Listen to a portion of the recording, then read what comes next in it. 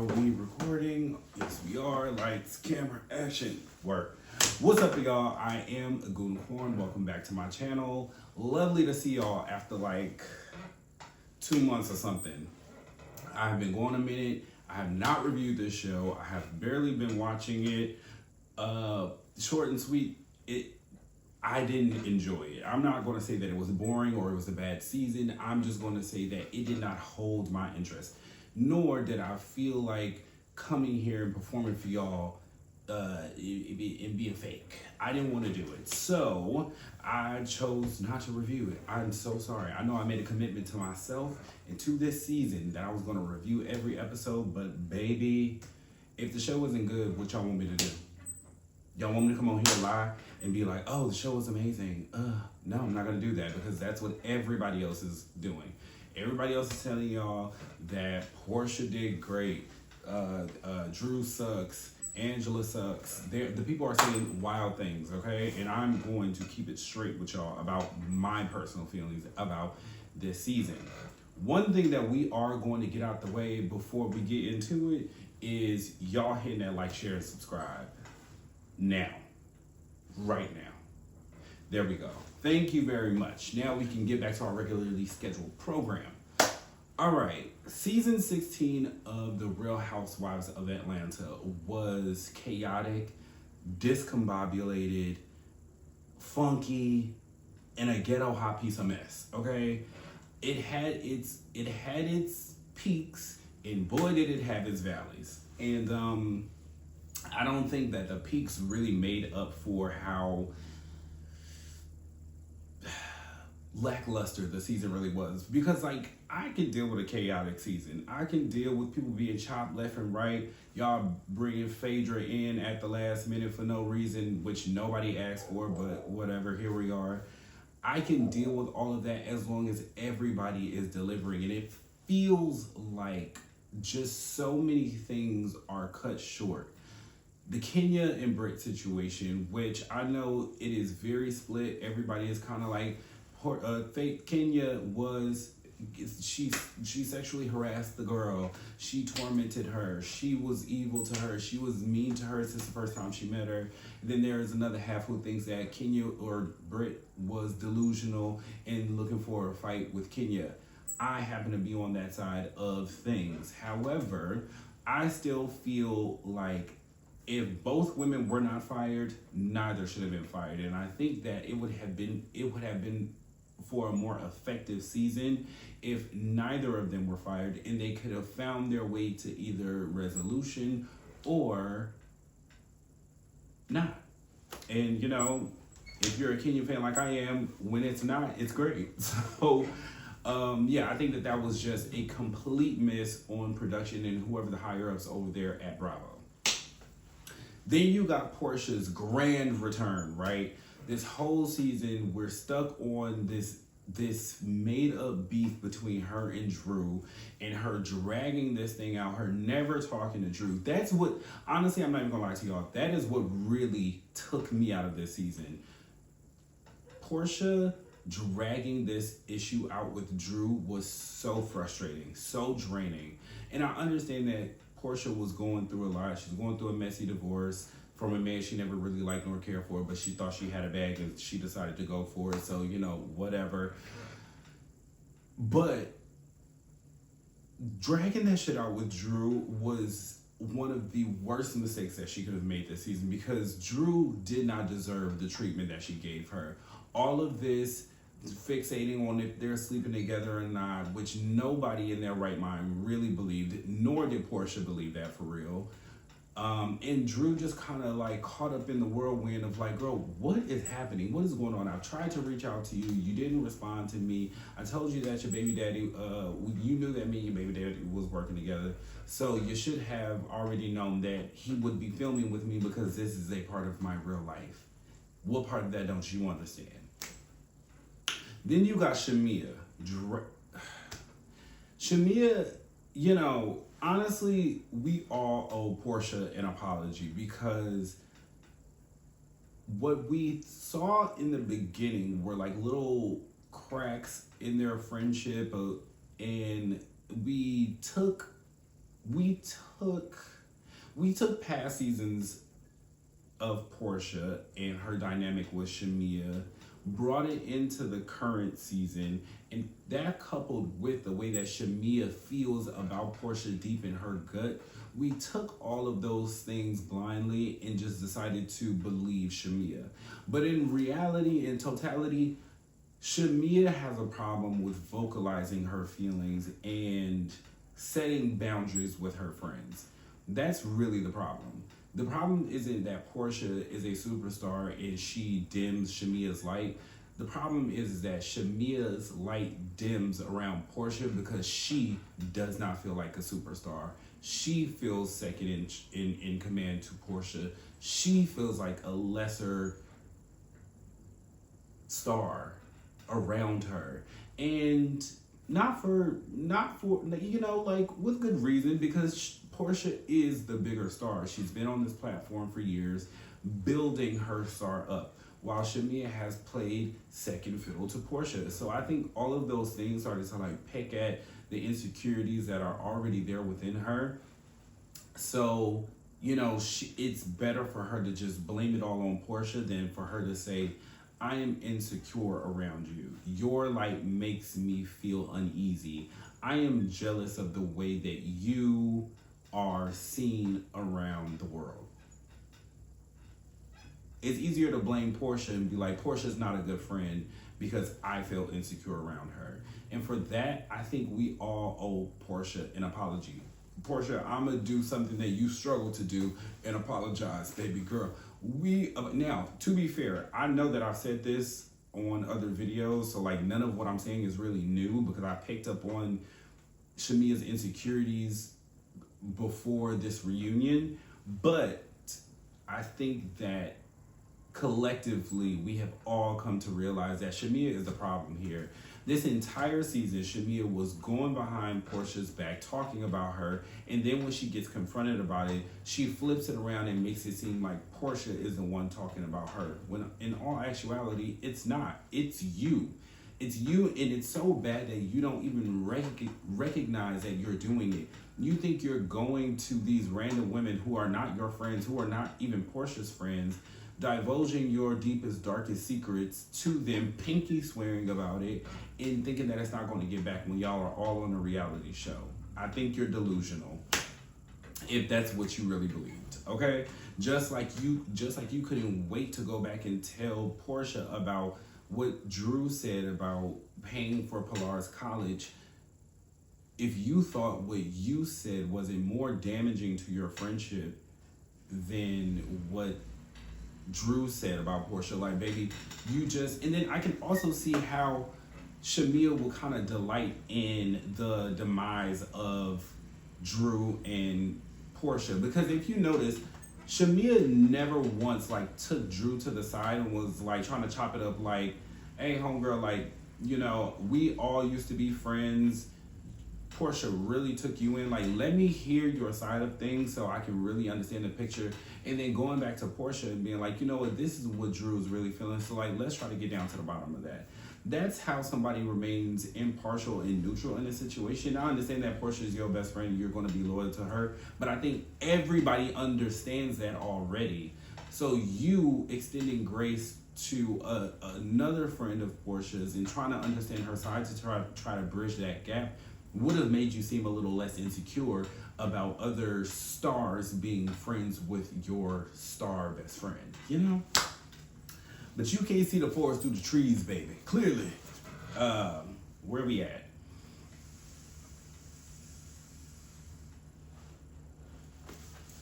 Y'all like my canary yellow?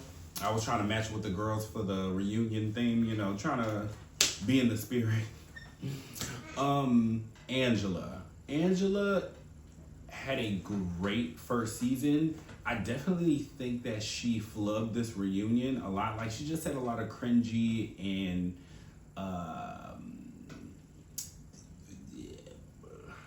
off-center things this reunion. Like, even her like kind of getting to that tiff with her husband Charles on the reunion about him going to go have wine with Wendy. Like, you know who your husband is, or you know how he's going to respond, and he's not going to give you that like that reassurance that he wouldn't have went to have a drink with Wendy and not really give a fuck about what you think. I also think that is an issue that your husband can tell you to your face, like, yeah, I'm gonna go have a drink with another woman knowing that she's trying to get me alone at her house with her cats and shit, and she's going through a divorce and she don't really give a fuck about nobody else but herself, so she will fuck your man if she had the opportunity to. I think that it is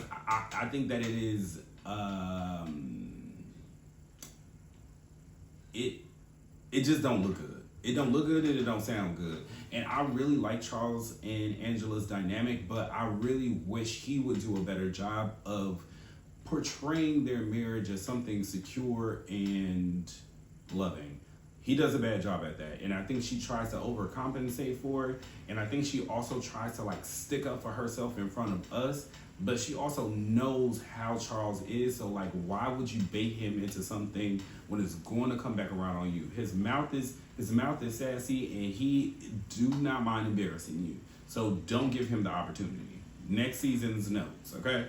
But other than that, Angela had an amazing season. I think what I really like about Angela is the way that y'all, and I'm sorry for this creaking. This is my damn chair. I really need to tie up these screws on this chair, but you know, bear with me, okay? So Angela's inaugural season to the show was stellar, amazing. I think that she did a great job. She was not afraid of conflict.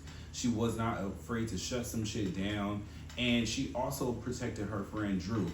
What I don't like though is I think that Angela kind of gets swayed by public opinion and the opinions of this friend group. Because if you ask me about my opinion, I think the way that Drew and Angela held each other accountable and also fought for each other. Yes, Drew let a lot less than Angela. However, if you don't want to appear like you are in an alliance, I don't think that every time you get into a scuffle with somebody, you need to have Drew there co-signing whatever you're saying. I think like some battles you gotta fight on your own, especially as a new housewife. You have to be able to prove that you can handle the tough conversations that will come your way. So I think the way that Drew's handling this, and actually I want to let me wrap it up with Angela. Angela's great. I think that her entire first season, she did good. The reunion, we can use some work, but you know, you will have a very long career in Housewives if you choose to. Drew, we're just gonna skip over to Drew. Do I want to skip over to Drew? Drew, I am so disappointed with the entire cast with the way that they have handled Drew this season. Actually, every season of this show, I don't think that Drew has ever really been fully accepted into this group.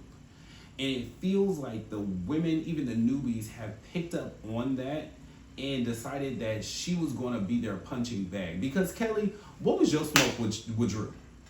You could not even explain what it was. Like, even if there was some misunderstanding about Drew coming to your event and not purchasing an item or whatever, that is an easy fix. You pull the girl to the side and said, this is what you did. You tried to embarrass her at the table when y'all was at the bank in Bankhead, and you tried to embarrass her by saying that she didn't pay for whatever it is that she said she paid for. Instead of doing that in the front of the group, or even you can do it in front of the group, but there is a way to go about it that doesn't automatically you could have extended the girl the benefit of the doubt and asked her, why didn't you pay for something? Why didn't you do this? Why didn't you do that? Instead of automatically accusing her of going to your event, eating your food, and not paying for anything. Because if you ask me, Drew's explanation to that was 100% valid. I wanted to buy something for my son, but they didn't have anything in his size. So I linked up with a shopper who was there at your event, and I still purchased something. I would have been like, well, y'all ain't got nothing in my son's size, so guess what? I ain't buying it. You know, that's it and that's all. However,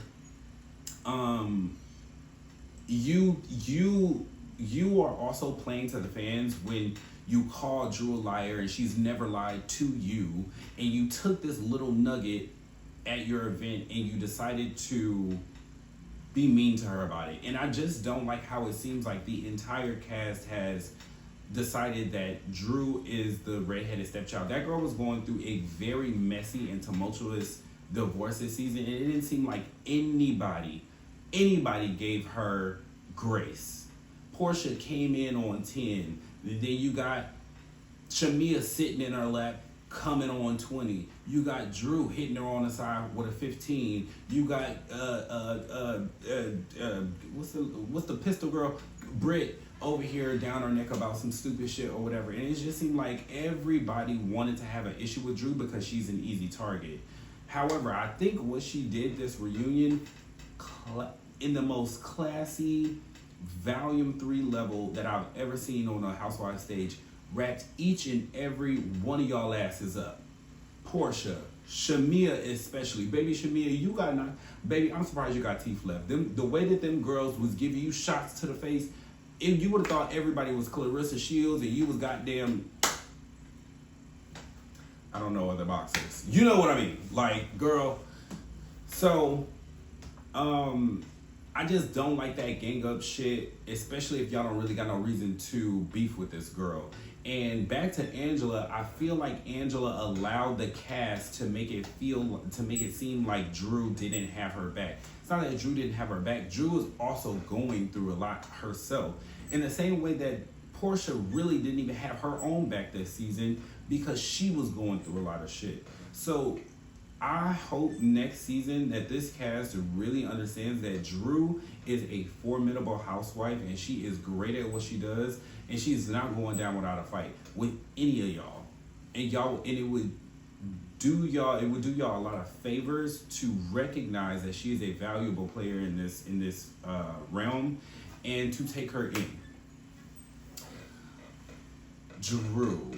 Okay. Also, side note, Ralph, never want to see him again. I don't want this man on my screen at all. I actually don't like it, the fact that production still films with him independent of Drew, gives him confessionals, allows him to come to the reunion, sit on the opposite side of her. It's just like y'all are milking the fuck out of Drew's arrangement, and it really does suck to see because it just feels like Drew doesn't have a single friend on that cast. It feels like she doesn't have a friend on production. Andy don't give a good goddamn as long as his check clears on the 1st and the 15th. It's just like Drew is fighting this fight by herself, and I really hope that the cast takes heed to that and wraps their arms around Drew next season. Who's next? Kelly. Kelly, I had high hopes for you. I thought that you came in with such a spark and such a light, but towards the middle of the season, it just felt like you were doggy paddling the entire time. You were really just trying to stay afloat. You didn't really fit in, you didn't really stick out, but like you were just kind of there. And it was just like every now and then you would have a loud outburst or whatever, like, oh, Kelly's here, you know? So I really feel like next season for you, what you really should do is you need to force your story down our throat. Because I do know that Kelly was going through a lot, but it just doesn't feel like we got much juice out of the squeeze, you know? It felt a little empty. You fell really flat. And especially at this reunion, honestly, besides Shamia, you did the worst.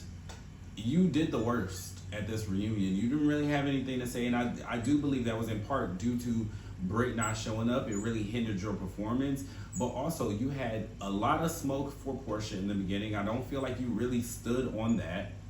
And I mean, you tried to whack Porsha every now and then, but it just didn't really stick because Porsha was so good at this reunion that you really didn't have a chance. And you even tried to stick Drew a couple of times. It didn't land. You tried to stick Shamia, that landed because, boy, when I tell you, Shamia she couldn't get up to save her life, baby. That's all I really got to say about Cynthia. Was great this season. I really love and appreciate her role as a friend and her just kind of being the fairy godmother and a shoulder to cry on for everybody and really giving everybody their respect and kind of almost like sideline coaching them and helping them blossom as housewives. I really appreciate Cynthia's contributions.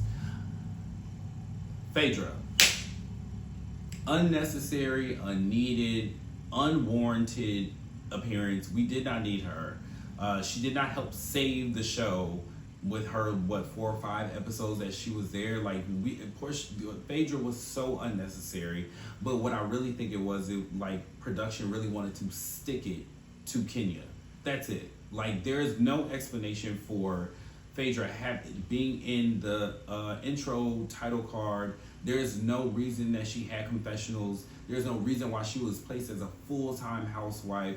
There's no reason why she was in the cast photo. There's no reason why Phaedra was here in that fucking guillotine mermaid costume. She looked a fool. She sounded a fool. I don't know who to believe when it comes to the finale surrounding Phaedra and what's her name? Angela. I don't know who to believe there.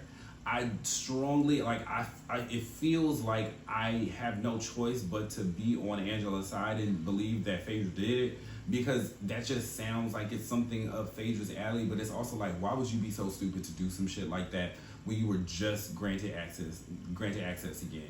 But like Phaedra said, her next season spot is already secured, so she can cause as much ruckus at the end of the season this year as she wants to. But I don't know. I just don't know who to believe, and it really was like such a fucking stupid thing. I don't really care.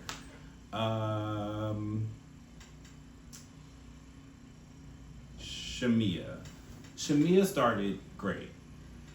I think the very first 2-3 episodes she was great. But I've already really spoken on the way that I felt about her. Like, I just feel like she flatlined so hard, because I think subconsciously she really did have a vendetta against Porsha, and she wanted everybody to see the way that she feels that Porsha is. And unfortunately, we didn't get to see that, because even with Porsha being down and out this season, she was still smart enough to not have it on the camera. She was still smart enough to not have it on the camera. You on camera talking about her to everybody left and right did not do you any favors. It didn't. And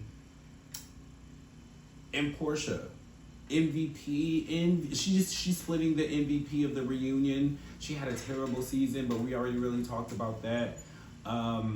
But again, I want to say that Porsha deserves an apology from everybody. She just does. And that's really all I have to say about this season. I don't know how I feel about Potomac coming back, but what I really want to get into is I really want to start reviewing. Y'all don't know this about me because, I think for me it's more fun to talk about the Black Housewives because I am Black.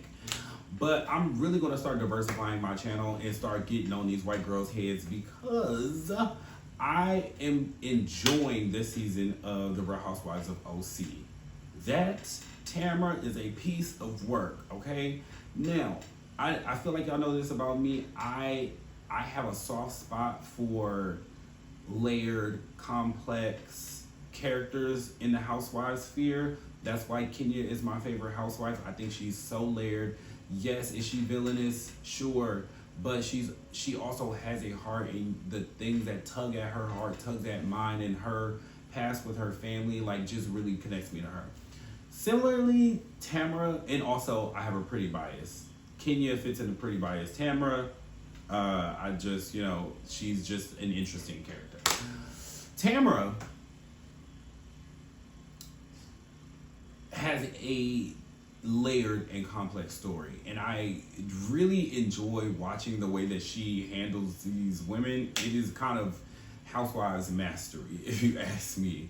But yes, I'm going to get into the Katie's and the Ginas and the Emily's and the Tamaras, and over there in Beverly Hills, my girls Erica and them, I'm going to be picking that up. So stay tuned for that. I will be back next week, or maybe sometime this week after the episode airs the next day.